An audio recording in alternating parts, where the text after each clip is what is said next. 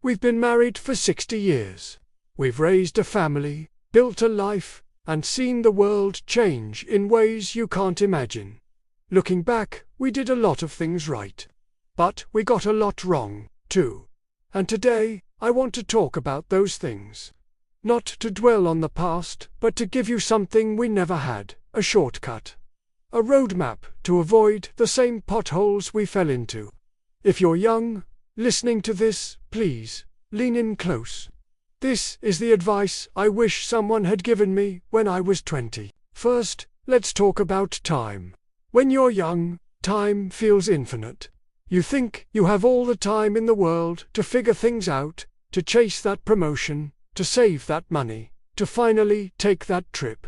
But time is the one thing you can't earn back. It slips through your fingers like sand, and one day you wake up, and decades have passed. We spent so much of our youth worrying about the future that we forgot to live in the present. We were always planning for someday. Someday we'll travel. Someday we'll spend more time with the kids. Someday we'll pursue our hobbies. But someday is a thief. It steals your todays. The biggest mistake we made was believing that success was a destination.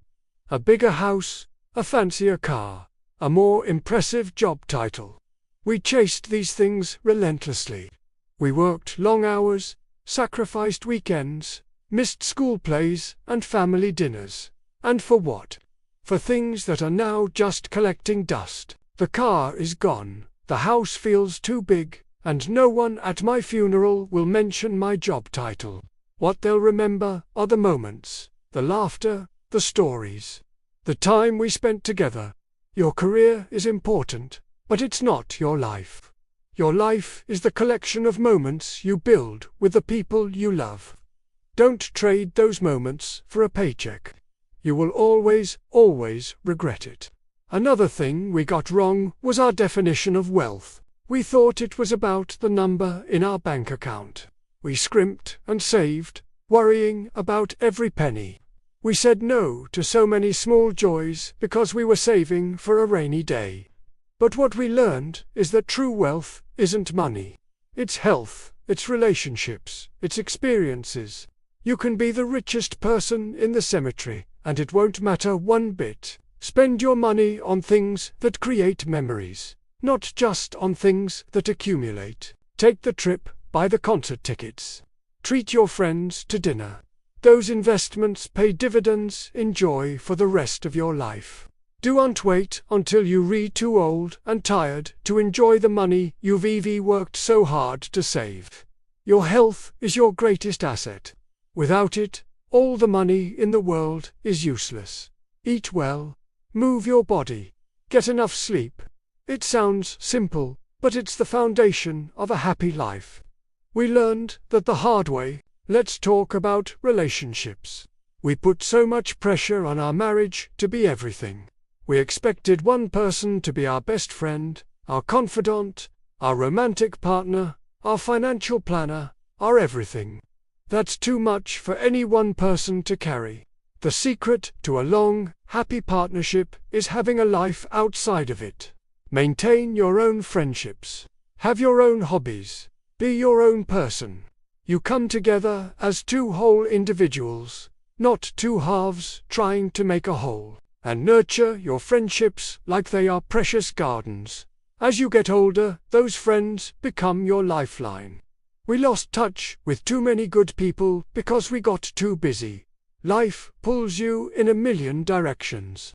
But you have to make time for the people who knew you when. Call them, see them, don't let those connections fade. One of the heaviest burdens you can carry is regret. And most regrets aren't about the things you did. They're about the things you didn't do. The I love you never said. The apology you never gave. The risk you were too scared to take. We played it safe for so long. We were so afraid of failure, so afraid of what other people would think. But fear is a cage. It keeps you small. If I could go back, I'd tell my younger self to be bolder, to speak up more, to take more chances, to fail and fail spectacularly, Because failure is just a lesson in disguise. The world won't end. You'll get back up, and you'll be stronger for it. Don't let fear write your life story. We also learned that you can't please everyone. We spent years trying to live up to the expectations of our parents, our neighbors, our society. We made choices based on what we should do, not what we wanted to do. It was exhausting. And you know what? Those people weren't paying our bills or living our lives. The only person whose opinion truly matters is your own. Live a life that feels authentic to you. If that means taking an unconventional path, so be it. Your happiness is your responsibility, nobody else's. Be brave enough to live a life that's true to yourself, not the life others expect of you. Here's another big one. Listen more than you talk.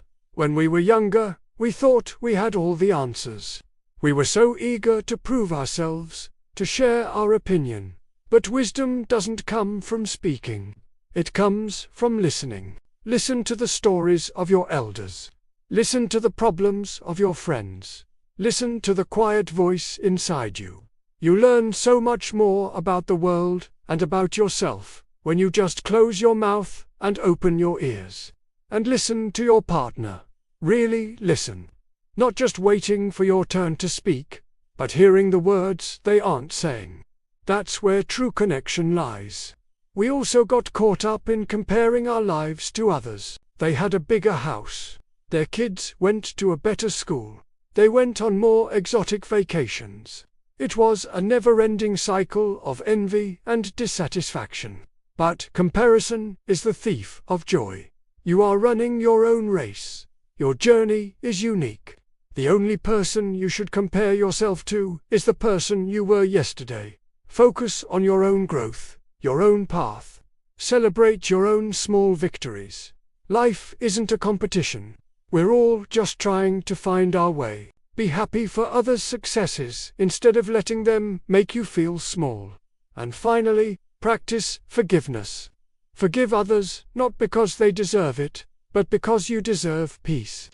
Holding on to anger and resentment is like drinking poison and expecting the other person to die. It only hurts you. Let it go. Life is too short to carry that baggage. And just as importantly, forgive yourself. You will make mistakes. You will mess up. You will hurt people you love. You are human. Acknowledge your mistakes, learn from them, and then forgive yourself and move on. Don't let your past errors define your future. You are worthy of a second chance, especially from yourself. So, after 60 years, what's the ultimate lesson? It's simple. Love. That's it. It's the only thing that truly matters. Love your people fiercely. Love what you do. Love the small, simple moments. Love the journey, with all its bumps and detours. All the worries about money, status, and success, they all just fade away. What remains is the love you gave and the love you received. That is your legacy. Don't wait 60 years to figure that out. Start today. Live a life so full of love and adventure that when you get to be our age, you have no regrets left unspoken. I hope our mistakes can be your lessons. We've lived a long life, and we want yours to be even better. What's one thing I said that really hit home for you? Let me know in the comments below. I'd love to read your stories and learn from you, too. Thanks for listening to an old man ramble. If you want more real advice from people who've been there, make sure you subscribe. We have more stories to tell. Take care.